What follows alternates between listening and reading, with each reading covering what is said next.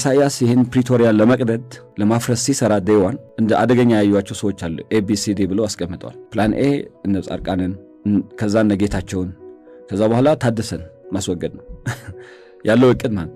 ከዛ በኋላ እነዚህ ሁሉ ከተወገዱ በጽምዶ አማካኝነት ከኢሳያስ ጋር አንድ ፓርቲ አንድ ፖፖ ላይ ይቀመጣሉ። ከዛ በኋላ ማንን እንደሚያስወግድ ደግሞ ፕላን አላቸው። ይሄ ሁሉ ሲሆን የትግራይ ህዝብ መከራውን እያየ ማለት ነው። ወጣቱም ትምህርት ቤት ሳይሄድ የነሱ ኮማንዶ ሆኖ ላዩ ላይ በሞተር ሳይክል የሚሄዱበት እንዲሆን አይተሽ ከሆነ ሞተር ሳይክል ሲያስኬዱ ምናምን ይታያል። ይሄ ትልቅ ድንቁርና ነው። አሁን እሱ አይደለም ጦርነት ማለት ሌላ ቴክኖሎጂ ላይ ደርሰዋል። ታደሰ ወረደ ይሄ አይገባውም። ይሄ የሚገባው ሰው አይደለም። እንዳልኩሽ ብዙውን ጊዜ በእንቅልፍ የሚያሳልፍ ሰው ነው። ስለዚህ አሽከር ነው፣ የነሱ አሽከር ነው፣ የነሱ ፈረስ ነው፣ እንደፈለጉ የሚጋልቡት ሰው ነው። ታደሰ ወረደ በስልጣን አይቆይም። መጀመሪያ ደብረጽዮን እንዲሆን ነበር ፕሮፖዛሉ የቀረበው። አሁንም በደብረጽዮን አልደከሙም። ህዝቡ ደክሞታል፣ እነሱ አልደከማቸውም።